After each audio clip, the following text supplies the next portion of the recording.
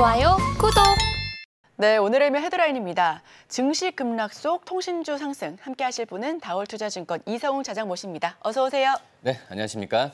네, 어제 우리 시장 검은 월요일을 떠올리게 하는 하루였습니다. 굉장히 큰 폭의 낙폭을 기록했는데요. 이렇게 어려운 시장 속에서 의외로 통신주가 선방했습니다. SK텔레콤 같은 경우는 52주 신고가 경신을 보이기도 했는데 자, 통신주가 이렇게 저력을 보일 수 있었던 배경부터 설명해 주시죠.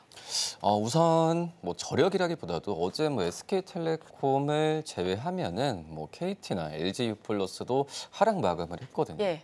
근데 어떻게 보면 시장 대비해서는 선방했다라고 좀 볼 수 있겠고, 그렇기 때문에 통신주들은 그 전의 이미지가 어떤 실적이 폭발적으로 느는 그런 섹터는 아니라고 좀 판단돼요. 근데 하지만 지금 현재 시장적인 분위기에서 경기 민감주들이 차익 실현에 대한 우려감이 커지는 상황에서 통신주뿐만 아니라 제약바이오도 그렇고 우선 경기 방어주가 지금 시장에서는 관심을 많이 받고 있는 그런 상황이고요.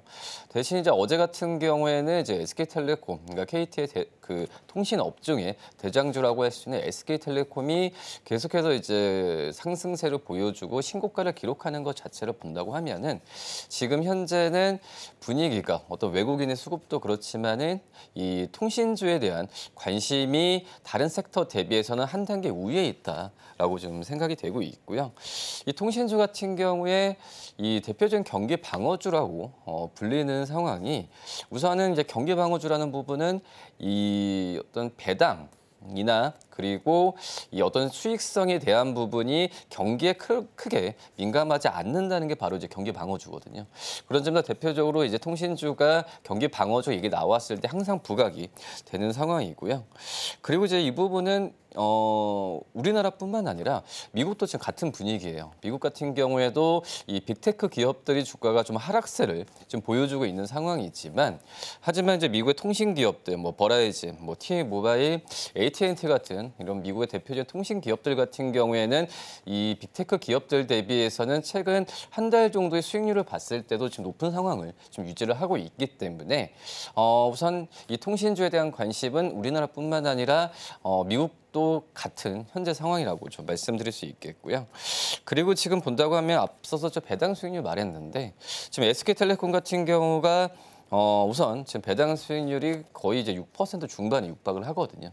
그리고 KT와 LG유플러스도 지금 이제 5에서 6% 중반대를 항상 유지를 하고 있기 때문에 지금 이제 금리 인하 시기가 오면서 배당주에 대한 관심이 계속 일어날 가능성이 크거든요.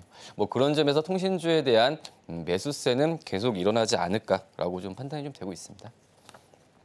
네, 통신주 같은 경우에는 폭발적인 변동성이나 주가 퍼포먼스를 보여주진 않아 왔습니다. 다만 현재 글로벌 증시 경기 방어주에 매수세가 몰리면서 우리 국내 통신주도 선방했다라고 볼 수 있을 것 같은데요.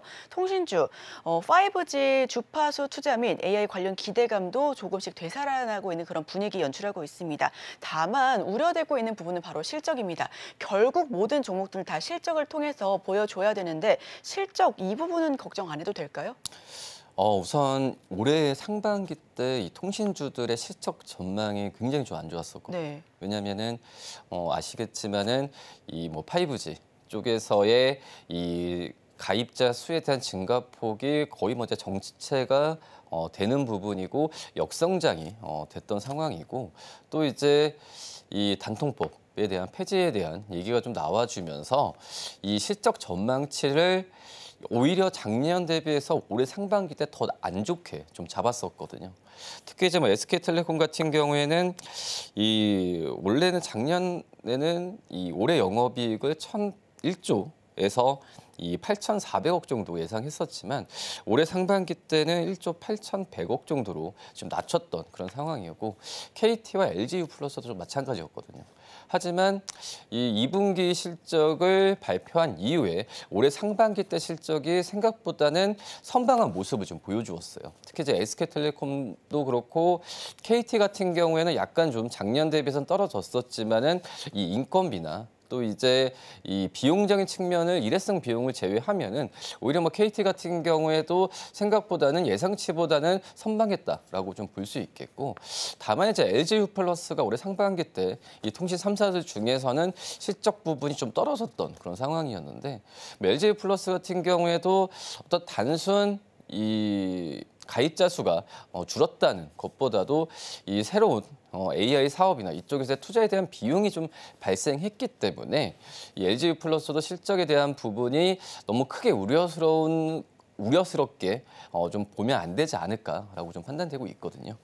뭐 그런 걸 본다고 한다면 이 통신주들은 그런 것 같아요. 다른 섹터와 틀리게 이 비용적인 측면, 또 이제 마케팅 비용도 그렇고 이런 부분에 있어서 좀 재무적으로 마이너스가 되는 요소가 많지만, 뭐 아시겠지만은 몇 년 동안은 이제 이 통신 기업들 같은 경우에도 마케팅비가 굉장히 완화된 좀 상황으로 좀 가고 있기 때문에 저는 재무적인 우려스러운 부분은 많이 없지 않나라고 좀 판단되고 있고요. 그리고 결국은 이 어떤 투자나 뭐 데이터 센터 투자나 이쪽 AI에 대한 투자 부분 같은 경우에는 결국은 어쩔 수 없이 하는 더 회사를 좋게 만들려고 하는 투자이기 때문에 큰 우려감을 가질 필요는 없지 않을까라고 생각됩니다. 네, 5G 정체로 국내 통신주 상반기는 침체를 겪어왔습니다. 단톡법도 악재로 자리를 잡아왔었는데요. 다만 실적이나 재무적인 차원에서 크게 겁먹을 필요까지는 없다는 의견까지도 들어봤습니다. 방금 나온 이야기에서처럼요, AI 사업과 관련된 투자 역시도 진행이 되고 있는 부분인데, 이 부분이 주가에 어떤 영향이 있을지도 궁금하고, AI 하면 모두가 생각하는 미래 먹거리인 만큼 추가적인 상승 동력이 나타날 수 있을지 여쭤보고 싶습니다. 우선 AI에 대한 투자는 비단 어떤 IT 기업들만 하는 부분이 아니라 통신 기업들 같은 경우에도 어떤 필수적인 그 산업 투자해야 될 사업은 맞다라고 지금 생각이 되고 있고요. 지금 현재 AI용 데이터 센터에 대한 부분에 있어서 계속 확충을 하는 그런 구간이 있다라고 볼 수 있겠고, 우선 이 AI 서비스가 지금 통신 업체들 뭐 다 쓰시면 아시겠지만은 이 AI 서비스를 계속해서 확장하는 모습을 지금 보여주고 있는 상황이거든요. 뭐 그렇기 때문에 이거에 대한 매출 증가에 대한 기대감은 계속 일어날 가능성이 크다라고 판단되고 있고요. 아이폰 뭐 16번째 뭐 시리즈에 대한 출시 부분이 뭐 다른 기능 필요 없죠. 이제 애플이 내놓은 AI 서비스의 탑재, 이 부분이 얼만큼 시장에서의 반응을 일으킬까? 결국은 이제 이 통신 쪽 같은 경우에도 AI 쪽과 연결돼 있는 사업 쪽에서의 사활을 걸 수밖에 없는 그런 상황이고요. 특히 이제 뭐 SK텔레콤 같은 경우에도 지금 AI 사업에 대한 수익화를 말씀드렸던 여러 데이터 센터 투자도 하고 있지만, 이 미국의 기업들과의 이 인수와 또 이제 협업을 통한 확장을 지금 많이 하고 있는 상황이거든요. 특히 이제 SK텔레콤 같은 경우에도 지금 미국의 기업 람다죠. 2천만 달러 투자했던 그런 상황이 있었고, 또 AI 데이터 센터, 미국의 통합 솔루션 기업이죠. 이 스마트 글로벌 홀딩스의 2억 달러까지도 지금 얘기가 나와주고 있는 상황이기 때문에 지금 통신 기업들 같은 경우에는 비단 어떤 기술 개발뿐만 아니라 이 글로벌 기업들과의 투자와 또 M&A를 통한 사업을 계속 확장해 나가는 모습이 좀 긍정적이다라고 좀 볼 수 있겠고요. 지금 현재 뭐 뱅크 오브 아메리카에 대한 통계를 봤을 때 이 아시아 쪽에서의 향후 5년간의 AI용 이 데이터 센터 수요에 대한 이 성장성을 굉장히 좀 높게 평가를 하고 있거든요. 그렇기 때문에 우리나라뿐만 아니라 아시아 쪽에서의 통신 기업들은 AI 쪽에서의 계속해서 투자에 대한 부분을 나올 가능성이 있지 않을까라고 판단됩니다. 네, AI 사업 수익화에 대한 기대감 역시 확대가 되고 있는 부분이고요. 데이터 센터 사업, 서비스 역시 다각화될 것으로 기대감을 모으고 있는 상황입니다. 통신 장비주 흐름도 한번 짚어보고 넘어가겠습니다. 롤러코스터라고 볼 수 있겠는데요. 최근에는 좋은 흐름을 보여주기도 했습니다. 예전에는 스몰셀 같은 부분에서도 상승 동력이 크게 나타났었는데 좀 침체를 겪었었거든요. 이 좋은 흐름은 언제까지 이어갈 수 있을까요? 우선은 좀 통신 장비주들은 전망이 제가 보더라도 올해 연말까지도 이 실적에 대한 부분이 크게 나오는 상황은 여건은 좀 아니라고 좀 생각이 되고 있어요. 왜냐하면은 이 앞서서 이 전방 이 통신 기업들이 이 5G에 대한 투자 부분 같은 경우를 지금 거의 이제 예전처럼 많이 활성화가 되지 않기 때문에 지금 통신 장비 기업들 같은 경우에는 우선 뭐 삼성이 뭐 노키아에 대한 또 인수나 이런 부분 얘기가 이슈가 좀 나오지 않는 한은 주가가 상승 여력을 갖기에는 당 모멘텀은 많이 부족한 그런 상황이라고 좀 볼 수 있겠고 지금 현재 대표적으로 이 통신 장비주들 중에서도 대표적인 기업들이 뭐 다산 네트워스, 뭐 이노와이어리스, 뭐 이런 기업들 같은 경우가 지금 적자에 지금 많이 좀 허덕이는 모습 지금 나타내지고 있는 상황인데 우선 지금 본다고 했을 때 사업 정상화에 대한 부분을 지금 노력을 많이 하고 있지만 전반적인 이 통신 사업에 대한 생태계가 지금 통신 장비주들한테 그 어떤 수주나 뭐 줄 수 있는 크게 줄 수 있는 환경은 아니라고 좀 생각이 되고 있고요. 그리고 근데 너무 약간 우려감을 너무 많이 가져가는 게 이 5G가 역성장이 아니라 어떤 성숙기에 들었다라고 생각이 되고 있거든요. 뭐 그렇기 때문에 6G나 여러 새로운 데이터에 대한 이 구축이 나오게 된다고 한다면 이 통신 장비주들 같은 경우에는 내년 정도, 내년 상반기 정도를 좀 지나면은 실적에 대한 회복세가 나타날 가능성이 있지 않을까라고 좀 생각이 되고 있고요. 그렇기 때문에 이 디지털 스펙트럼 플랜이나 또 이제 뭐 가을 주파수 할당 뭐 여러 가지 부분이 있어서 이 통신주들이 떨어지는 지금 주가 수준 같은 경우에도 약간 좀 제한적으로 가는 분위기가 좀 나타나고 있기 때문에 이 종목들을 선별해서 매수한다는 전략보다는 한번 이 통신 장비 기업들에 대한 전체적인 분위기가 반등이 시도가 됐을 때 한번 접근하는 전략이 맞지 않나라고 좀 생각이 됩니다.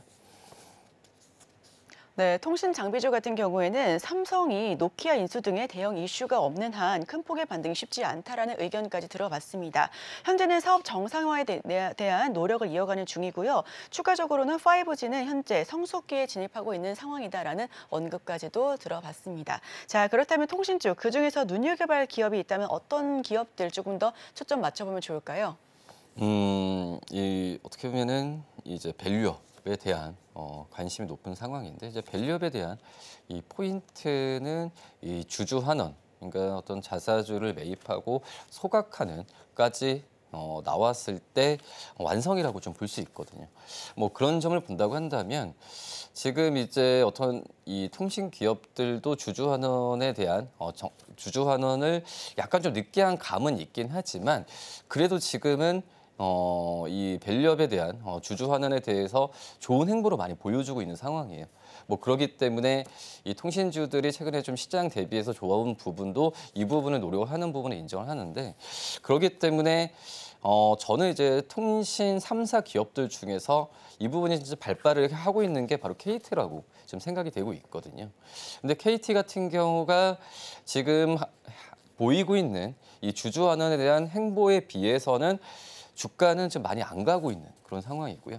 오히려 지금 통신주들 안에서는 이 SK텔레콤이 AI 사업과 어떤 배당 수익률 때문에 수급이 좀 올리는 부분은 분명히 있긴 하지만 우선 SK텔레콤도 지금 현재 구간에서 저는 매수 관점도 괜찮다고 생각돼요. 하지만 약간의 여러 가지 호재성에 대한 부분에 있어서 주가가 덜 반영된 게 바로 이제 KT라고 좀 생각이 되고 있고 올해 지금 2천억 정도의 자사주 이 소각을 했었는데 지금 KT 같은 경우에는 지금 거의 7천억 수준, 연간 주주이익 환원 규모로 좀 7천억 수준으로 지금 보고 있거든요.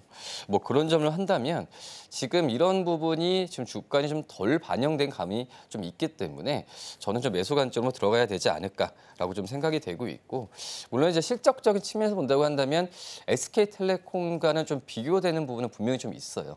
뭐 작년 이제 1분기부터 KT에 대한 이 실적, 영업이익에 대한 부분이 영업이익 그 이익이 안 좋다는 것보다는 좀 변동성이 좀 심하다고 생각이 되고 있거든요.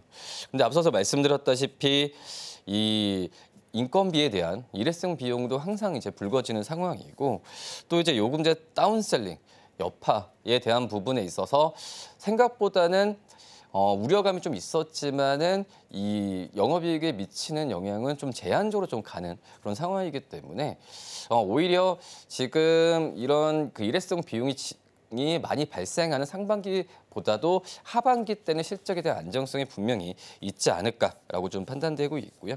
그렇기 때문에 통신기업들 같은 경우에는 뭐 매출이나 이익이 크게 늘어나는 것보다도 비용적인 통제 부분만 잘 한다면은 좀 실적은 안정적으로 가는데 이 KT 부분도 KT의 실적도 하반기 때는 안정적으로 갈 가능성이 굉장히 좀 있지 않을까라고 좀 생각이 되고 있고 지금 뭐 증권사들 같은 경우에도 이 목표 주가는 꾸준히 지금 5만 원 이상은 지금 유지하는 규모로 지금 가고 있는 상황인데 뭐 그러기 때문에 이 SK텔레콤 지금 현재 가격과 증권사들이 제시하는 목표 주가에서는 좀 괴리감이 좀 차이가 많이 나는 것 같아요. 뭐 그러기 때문에 저는 이 KT를 지금 현재 매수 관점으로 들어가도 괜찮지 않을까 판단되고 다만 이제 SK텔레콤도 괜찮아요. 하지만 제가 말씀드렸던 부분은 KT가 좀 이 호재성 같은 이 긍정적 요소지만은 덜 반영된 감은 KT가 분명 더 있지 않을까 해서 KT를 말씀드리도록 하겠습니다.